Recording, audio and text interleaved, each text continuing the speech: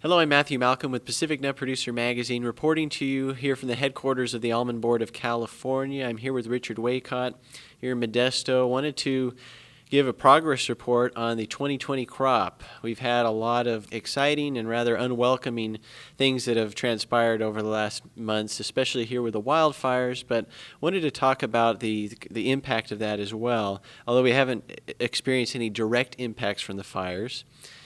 The smoke and the change in the environment has caused some issues in harvest. I wanted to talk about that, where we're at, what we can expect this year from harvest. Okay.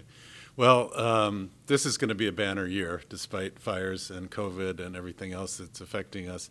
This year's harvest really started back in February with the absolutely perfect bloom weather that we experienced up and down the valley, and that set a crop that we haven't seen in a long, long time. So we got off to a great start. The growing season was pretty normal, and the development of the crop and its maturation went very well. And so we started harvest in August. We expected to probably hit the 3 billion pound number this year. Just a little side story, the subjective and objective estimates that USDA does for the Almond Board normally obviously produce two different numbers. Right. This was the first time in the history of these estimates that the subjective and objective estimates were 3 billion. So that's significant. And I would say, anecdotally, it looks like we have a crop that could definitely reach that number. And the quality is reported to be, on the very good end of things. So we're very excited about this year's crop. The smoke did affect our temperatures in the orchards. And as you know, we shake the trees and we leave the nuts on the ground to dry out to reach a desired humidity so that the hulling and shelling process goes well. And the smoke, as we all know here in the valley, it dropped temperatures a little bit during especially the month of August when we had pretty consistent smoke. So that meant that the nuts needed a little more time on the orchard floor to dry out before we brought them in, and maybe they didn't quite reach the optimal humidity for the hulling process. But that was pretty much the only impact that we've seen so far.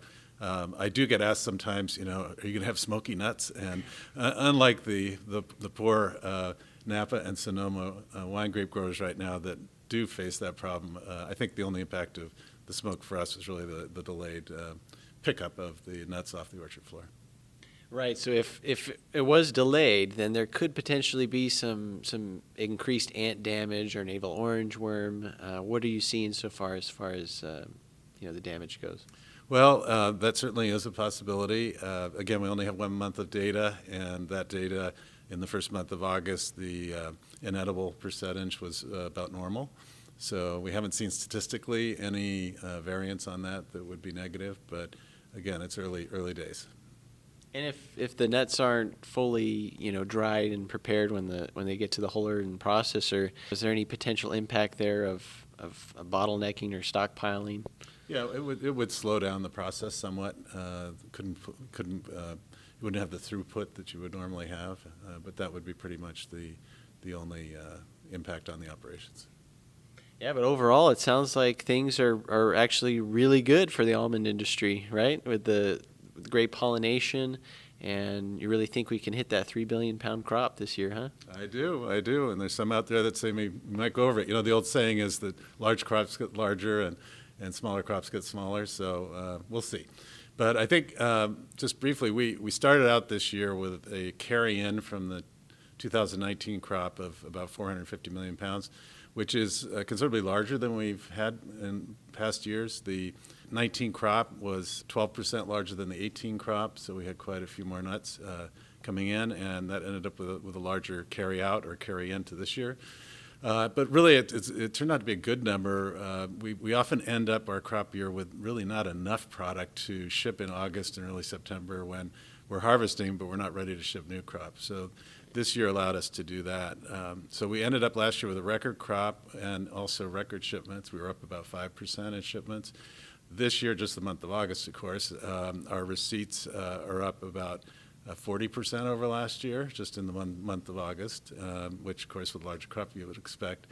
But our shipments for the month of August were up 31% over last year, with exports up almost 50% over last year. So we've started off this marketing year with a bang, and it appears that the world is ready to receive this 3 billion pound crop, and we're ready to ship it.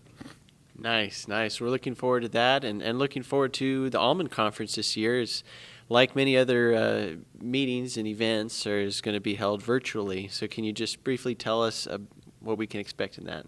Sure. Well, we are fortunate, I think, that the Almond Conference doesn't take place in March or April, because there were a lot of organizations that were scrambling to figure out how to put on a virtual conference back then. So we've had the benefit of watching other organizations and what they've tried to do. The technology that's out there now to conduct a virtual conference is pretty fantastic, and it makes the experience something that's not just this alien thing on a screen. So we'll have 3 days, 3 sessions, about 3 hours a day is what the plan is right now, with some kickoff keynote speeches as well. So stay tuned. All of the information will be coming out to you shortly on how to participate in this year's conference. Great. Well, we're looking forward to that. Thanks for meeting with us today, and read more about these things in Pacific Nut Producer Magazine. I'm Matthew Malcolm, CaliforniaAgNet.com.